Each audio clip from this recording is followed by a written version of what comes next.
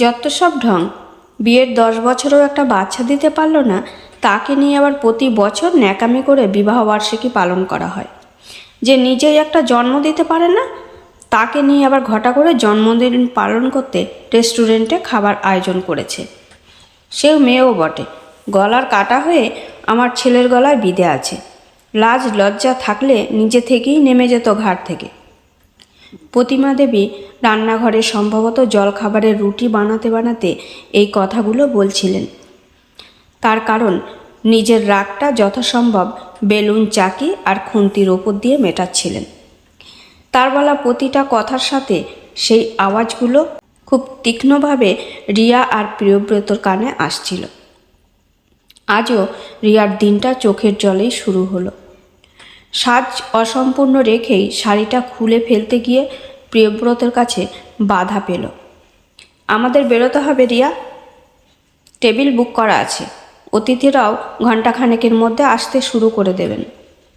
আর জানোই তো, মা পুরনো আমলের মানুষ, ওই সংস্কার আগলে থাকেন বলে দেখো না রান্নার লোক অবধি রাখতে চায় না। তোমাকে তো বহুবার বলেছি, আমি কি মনে করি সেটা খালি গ্রাহ্য করো, আর তুমি কি মনে করো সেটা আমি গ্রাহ্য করব।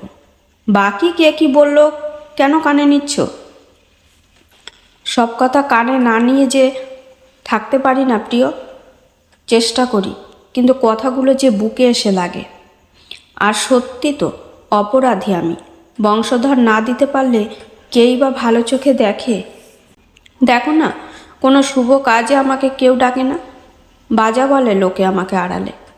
ওই তো গত বছর তোমার মামাতো বোনের বিয়েতে গিয়ে দেখলে না কি অপমানটাই না হলাম। বিয়ের কোনো কাজে আমাকে হাত লাগাতে দিল না, এমনকি হলুদ খেলার সময়ও মানা করে দিল তোমার মা। আমি যেন ওর গায়ে হলুদ নাচ হয়। কথাগুলো বলতে বলতে অঝরে কেঁদে যাচ্ছে রিয়া। প্রিয়ব্রত ওকে বাচ্চা মেয়ের মতো আদর করে ভুলিয়ে অবশেষে বাইরে লাঞ্চ করতে নিয়ে যেতে পারল। সারাটা দিন রিয়াকে আনন্দের মধ্যে কাটানোর সুযোগ করে দিল প্রিয়ব্রত। রিয়া আর প্রিয়ব্রত খুব কাছের কিছু বন্ধুদের নিমন্ত্রণ করেছিল। অন্যান্যবার ওরা বাইরে বেড়াতে চলে যায় অফিসে ছুটি নিয়ে। এবার অফিসের প্রমোশনের ব্যাপারটার জন্য ছুটি নিতে পারেনি, তাই এই আয়োজন। সারাটা দিন রিয়া সবার মাঝে বেশ চনমনে ছিল। বাড়িতে ইচ্ছে করেই ওরা রাতে ফিরল। বাড়ির সবাই তখন গভীর ঘুমে আচ্ছন্ন। ডুপ্লিকেট চাবির সাহায্যে ওরা বাড়ির ভেতরে ঢুকে সোজা নিজেদের শোবার ঘরে চলে গেল। চারজনের সংসারে সকালবেলা যে যার মতো চা খায়। চা বানিয়ে নিয়ে এলো রিয়া প্রতিদিনের মতো। কাপগুলো প্লেটের উপর রেখে পাশে পাশে বিস্কিট দিয়ে সবার মুখের সামনে একটা করে রাখছে। প্রতিমা দেবীও বেজার মুখে টেবিলে এসে বসলেন। এমন সময় ল্যান্ড ফোনটা বেজে উঠল। কেউ ফোন ধরতে তৎপর না দেখে প্রতিমা দেবী গজগজ করতে করতে ফোনটা ধরে ওপাশ থেকে কথা শুনে বেশ উৎফুল্ল হয়ে বলল, তবে বলেছিলাম না ওই বাজা বউটাকে তাড়িয়ে ছেলের আবার বিয়ে দাও, ঠিক ছেলেপুলে হবে। মিলল তো আমার কথাখানা। দেখো বছর ঘুরতে না ঘুরতেই কেমন বাচ্চা হলো। সম্ভবত ওপাশ থেকে যিনি ফোন করেছেন তিনি জানতে চাইলেন রিয়ার ছেলেপুলের খবর। তার উত্তরে এক রাশ তিক্ততা উপড়ে দিয়ে বলতে লাগলেন প্রতিমা দেবী, আমার ছেলে তো আর বাধ্য নয় বৌদি তোমার ছেলের মতো, ও যে প্রেম করে বিয়ে করেছে, তাই এই বাজা বউ নিয়েই কাটাতে ভালো লাগে তার। বংশের কি হবে তা নিয়ে ওর কোনো চিন্তাই নেই। রাখছি গো। বলে ধরাম করে ফোনের রিসিভারটা রেখে আবার শুরু করলেন নিজের বিষ ওগড়ানো। বরকে উদ্দেশ্য করে বলতে লাগলেন, দেখো বলেছিলাম যা, বৌদি অক্ষরে অক্ষরে পালন করে আজ সুফল পেল তো। আর এই যে তোমার গুণধর পুত্র, এই বউকে ছেড়ে সে অন্য কাউকে আর বিয়ে করবে না, এই আমি বলে দিলাম। এবার যদি আমার কথা মতো তোমার ছেলে না চলে, না বিয়ে করে, তাহলে কিন্তু আমি আত্মহত্যা করব। তোমার কি মাথা খারাপ হয়ে গেল মা? বউকে ছাড়বো মানে? বিয়ে কি ছেলে খেলা? বললেই ধরা ছাড়া যায়? দেখো ব্রত, অত শত জানি না, বিয়ে তোমাকে করতেই হবে। একে ডিভোর্স দেওয়ার ব্যবস্থা করো। দেখো প্রিয়ব্রত, আমি এতদিন তোমাদের মাঝে কথা বলিনি, আজ বলতে বাধ্য হচ্ছি। বিয়ের 10টা বছর কেটে গেল, বৌমার কোল আর ভরবে বলে আশা করছি না। তোর কথা মতো 10টা বছর অপেক্ষা করে এসেছি, তুই এত ডাক্তার দেখিও তো কোনো ফল হলো না। প্রতিবারই বলিস ঠিক হবে, ডাক্তার আশা দিয়েছেন, তা তোমার আশাবাদী কোনো ডাক্তারই তো কোনো সুফল দিতে পারল না। তাহলে বংশধর না এলে এখানেই যে আমাদের জেনারেশনটা শেষ হবে, সেটা কি বুঝতে পারছো? তোমার মায়ের সাথে আমিও একমত। আবার বিয়ে তোমাকে করতেই হবে। তোমার বউয়ের যদি কোনো দোষই না থাকে তাহলে বাচ্চা হচ্ছে না কেন? ওসব কথা আমাদের শিখিও না, চুলগুলো এমনি সাদা হয়নি। তুমি বৌমাকে ডিভোর্সের ব্যবস্থা করো, আমরা মেয়ে দেখছি। রিয়া কথাগুলো শুনে প্রিয়ব্রতকে বলল তারও ডিভোর্স দিতে আপত্তি নেই, সেও চায় নতুন বিয়ে করে সন্তানের বাবা হোক। সন্তান ছাড়া কোনো সম্পর্কই টিকে থাকে না। কথাগুলো বলে দৌড়ে রিয়া নিজের ঘরে ঢুকে গেল। প্রিয়ব্রতও চুপ, কোনো প্রতিবাদে নিজেকে জড়ালো না। রিয়াকেও আজ সান্ত্বনা দিল না, চুপচাপ অফিসে চলে গেল।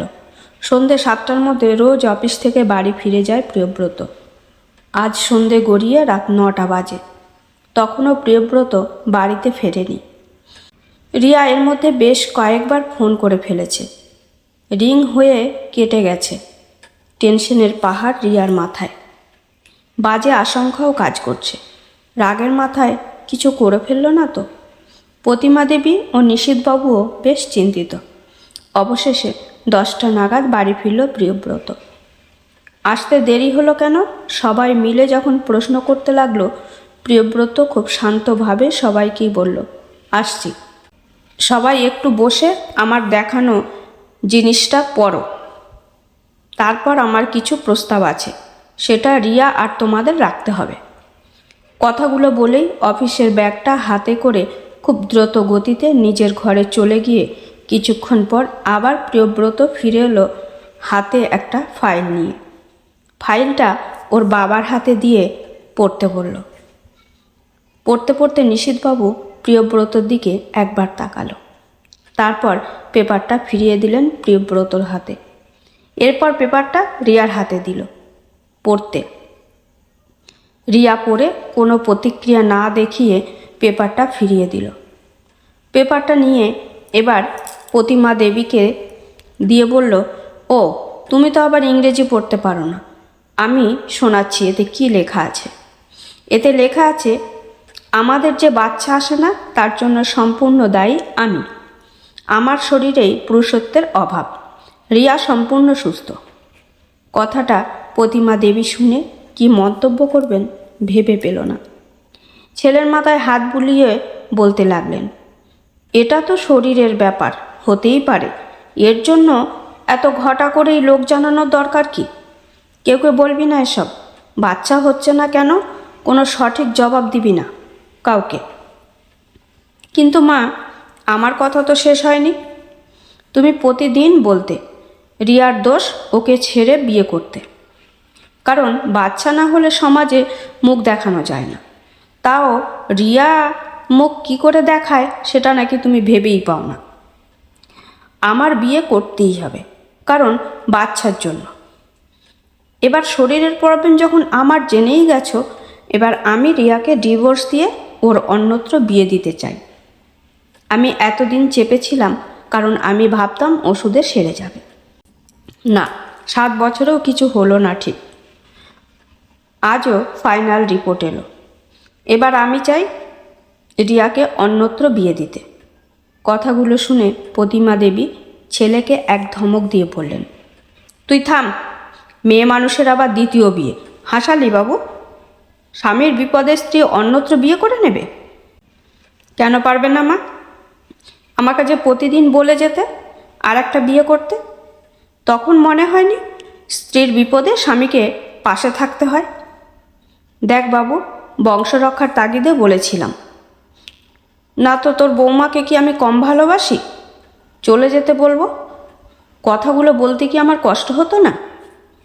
আঁচলে চোখ মোছার ভান করতে করতে প্রতিমা দেবী ওখান থেকে উঠে গেলেন। প্রতিমা দেবী উঠে যেতেই প্রিয়ব্রত রিয়াকে বলল, তো রিয়া, তুমি বলো, কবে আমাকে ডিভোর্স দিয়ে অন্যত্র বিয়ে করবে? পাত্র আমি দেখে দেব। কী সব বলছো? তোমাকে ছেড়ে আমি অন্য পুরুষের কথা ভাবতেই পারি না। সারা জীবন পুরুষত্বহীন লোকের সাথে কাটাতে পারবে? কেন পারবো না? আগে আমি তোমাকে ভালোবাসি, তারপর বাচ্চা। বাচ্চা না হলেও বাঁচতে পারবো, তোমাকে ছাড়া কিছুতেই বাঁচতে পারবো না। কথাগুলো শেষ করে রিয়া হাউ হাউ করে কেঁদে প্রিয়ব্রতকে জড়িয়ে ধরল। নিজের ভুল বুঝতে পেরেছিলেন। মেয়েটাকে খামোকা এত বছর ধরে মুখ ঝামটা দিয়ে গেছেন বলে। মুখে প্রকাশ না করতে পারলেও অনুশোচনা হয়তো হয়েছিল মনে মনে, যার জন্য রিয়ার প্রতি ব্যবহারটা পুরোটাই পাল্টে গেছিল। প্রিয়ব্রতর কথা মতো বাড়ির সকলের সম্মতিতে রিয়া আর প্রিয়ব্রত একটা সদ্যজাত মেয়েকে অনাথ আশ্রম থেকে আইনি পদ্ধতি মিটিয়ে দত্তক নিল। দীর্ঘ 25 বছর অতিক্রান্ত। সুইটি, রিয়া আর প্রিয়ব্রতর একমাত্র মেয়ে, আজ বিয়ের সাজে সেজেছে। প্রতিমা দেবী ও নিশীথবাবু কয়েক বছর হলো দুজনেই মারা গেছেন। সব দিকে রিয়াকে নজর রাখতে হচ্ছে।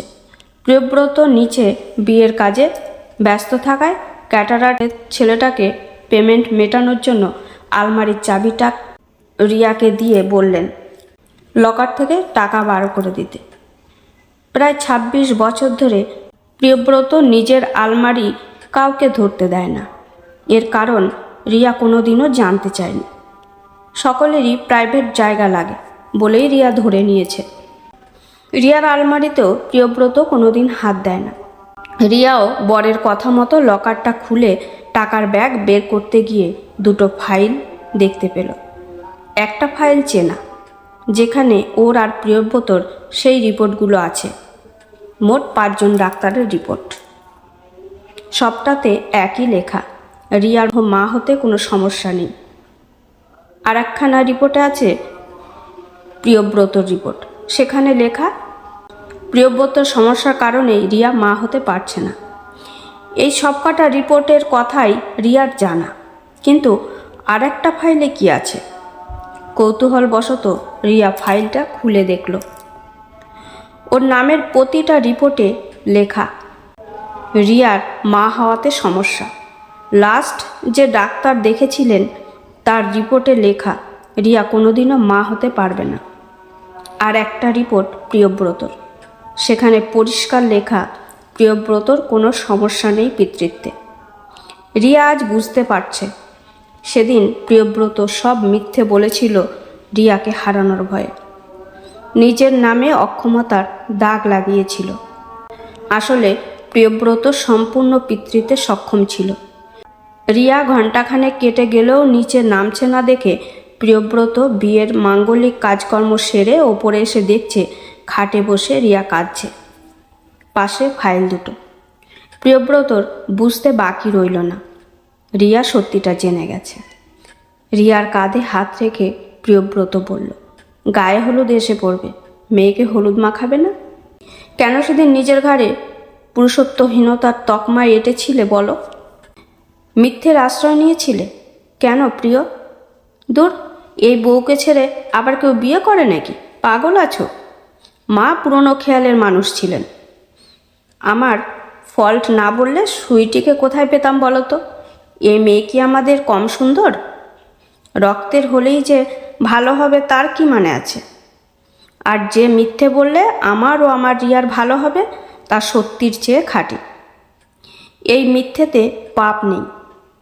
সেই আগের মতো রিয়াকে আবার আগলে রাখার মতো বুকে জড়িয়ে ধরল প্রিয়ব্রত। উলুধ্বনি জানান দিল গায়ে হলুদের তথ্য চলে এসেছে। রিয়া চোখ মুছে নিজে উলুধ্বনি দিতে দিতে একতলায় নেমে এলো। ওদিকে প্রিয়ব্রত ফাইলগুলো সযত্নে ভেতরে ঢুকিয়ে রাখল। না, এবারে আর লকারে রাখল না, এমনিই রেখে দিল। আজ থেকে আর ফাইলগুলো লুকানোর দরকার থাকলো না প্রিয়ব্রতর রিয়ার থেকে।